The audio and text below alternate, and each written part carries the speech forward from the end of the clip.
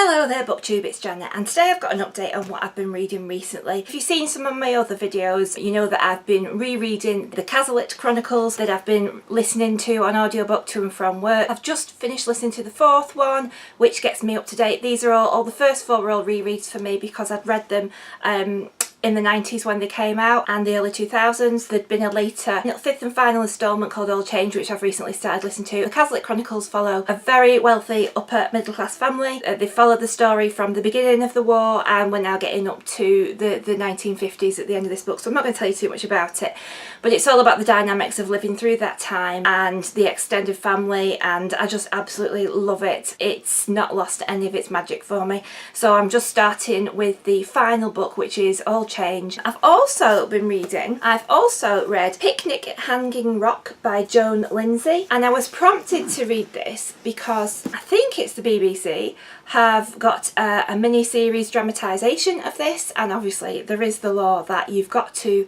read the book before you watch the drama series. And I know that this is quite a famous classic, but it's just something I didn't know anything about. Apparently there'd been a lot of rumour that it was actually a true story. It isn't a true story, and it's set in Australia. It follows girls with wealthy connections. Some of them are wealthier than others, some of them are wards of guardians, and they're sent away to this remote town on the edge of Melbourne, I think it is, to the mysterious schoolmistress who's bought this building, come over from England, set it up as a ladies' college following the death of her husband. It's quite a strict regime. They go to the picnic at Hanging Rock and some of the girls disappear, and it's a bit of a mystery, so it follows that and the characters in it. I did enjoy it. It didn't blow me away. I've started watching the series now. I've only watched the first episode of it, and I have to say that the series, although yes, it is called Picnic at Hanging Rock, I would say it's only very loosely based on the book because it's incredibly different. They are portraying the schoolmistress who runs the school as a completely different character to what she is in the book, in a way that I think the TV drama has sensationalised it a little bit more than necessary. There's definitely an implication that there's a lot more of a backstory to the schoolmistress. It's watchable, but I don't think you necessarily need to have read the book to watch the series because it does seem to be quite different. The next book I've got to show you is a bit of a stonker, and this is a massive book, and this is Beneath the Scarlet Sky by Mark Sullivan, and this is historical fiction, but it's actually fiction based on fact. Quite a big book for me. It is over 500 pages, but absolutely an amazing read. It follows the story of Pino Lella. And Pino Lella is a real person, and he grew up in Milan. His family were the founders of the Milan fashion district. They were leather craftsmen, so they had like handbag shops and things like that. I mean, come on, just heaven. Everything was going well, and every summer, being Italian, they were very devout Catholics. The young boys in the family used to go up to the mountains to Father Ray's retreat, where they had lessons and outdoor pursuits with Father Ray. As the beginnings of the war start, Pino and his brother go up to the mountains to get out of the way of any of the trouble that's coming on, because I think he's only about 15 at the time, to stay with Father Ray, who just sounds like an absolutely lovely man. Pino starts then to support Father Ray in escorting Jews who are escaping out of Nazi Europe over the mountains in Italy into Switzerland, and he does this numerous times and helps to save countless Jews who were fleeing the Nazis. In fact, because of his work, Father Ray actually became canonised by Pope John Paul II. And then following that, Pino's family felt that they really wanted to keep their son safe, so they insisted he enlisted in the Nazi army in Italy, which Pino wasn't keen to do, but he went again with the wishes of his family. And while guarding a train station, there is a shooting episode, and the man next to Pino gets his head blown off right next to him. I mean, at this time Pino's only probably around 18, and he gets two fingers very severely damaged.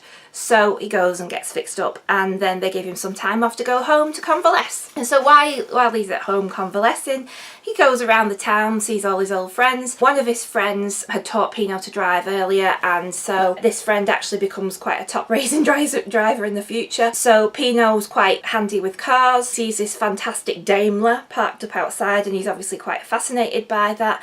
And the hood's up, and there's a German soldier trying to fix it, and he can't fix it.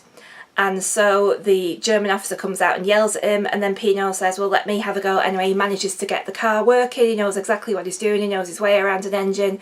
So the German commander says to the driver, right, you're fired. I want him. And it turns out that this commander is the man who runs Italy on behalf of Hitler and reports directly to Hitler. So the story then carries on where Pino becomes a spy for the resistance, because wherever this guy goes, Pino goes, and the story unfolds from there. And the life of this man is amazing. What he achieved, what he did, what he witnessed is absolutely astounding. I absolutely recommend it. He's one of those unsung heroes who didn't really talk about this until he was in his 80s. And the author, apparently Mark Sullivan, was researching this story for years and years and years, and finally Pino was ready to tell his story, and it's an absolutely astonishing tale. Quite amazing, makes me feel quite inadequate because all of this Pino achieved as a really young man, and the things he saw as a young man, and still managed beyond the war to go and make a success of his life. So yeah, it's an absolutely inspiring read, but an important read because, you know, it's a period of history that we should never forget. The next book I read is a completely different type of book, and that is Nevermore by Jessica Townsend, and this is the first one in the Trials of Morrigan Crow. It's a middle grade book. I know that a lot of people on BookTube have read this, and it follows the story of Morrigan, who apparently is cursed because the certain date that she's born on means that children are cursed and bad things happen around them. And her family are a little bit terrible. The Crows, her father's called Covid Crow, which I absolutely love that name. She's not supposed to live beyond her 11th birthday. And the family don't seem too concerned by this, but on the eve of her 11th birthday, Jupiter North from another state comes and takes Morrigan away to his hotel, the Deucalion, and then she's got to take part in 4 trials as his sponsored person to become a member of the Wondrous Society. It actually took me quite a while to get through this book. I kept picking it up and putting it down. I enjoyed it, and obviously I'm not the demographic that this book is written for. I think if I was a young child I would absolutely love it. It is magical, it is exciting, it's very original. I would imagine for younger readers it's just an absolutely mesmerising story. The next one I've got to show you is my very first experience of reading manga, and I have read Full Metal Alchemist, and this is a bind up of volumes 1, 2 and 3. I actually really enjoyed it. I know this has been around an awfully long time, and what I love about it is actually written by Hiromu Arakawa, who is a woman, and a lot of graphic novels seem to be by men. It's absolutely fantastic introduction to my first manga, and it follows 2 brothers. The older brother is tiny, and he's a state alchemist, and obviously they can transform one thing into another form, and his mother had died and they'd attempted to resurrect the mother, and his brother, his younger brother, and himself suffered quite dire consequences. That the alchemist, I can't remember either of the names, lost an arm and a leg, and his brother's soul is now in a metalized body. The alchemist is called the Full Metal Alchemist because he has prosthetic arm and leg, and it just follows their adventures. There's obviously a theme of evildoers going on through all of the volumes, so I really enjoyed it, so I'll definitely carry on with it. I do recommend it if you're going to start with manga. It's okay, and it's not something to be daunted about. So I did enjoy that. The final one I've got to show you is a non-fiction natural history book that I've read, and this is The Secret Life of the Owl by John Lewis Stemple. You can see that it's an absolutely beautiful, I mean it's only a little hardback book,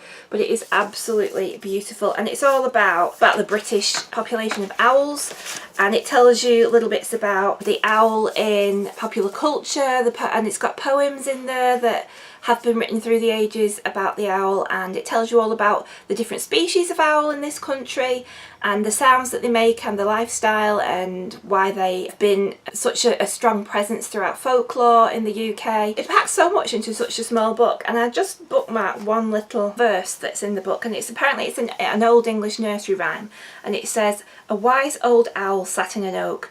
The more he saw, the less he spoke. The less he spoke, the more he heard. Why can't we all be like the wise old bird?" So that's what I've been reading recently. Let me know if you've read any of these or you've got any comments or opinions on them. Let's chat in the comments down below. I'll see you all soon, BookTube. Keep reading. Bye!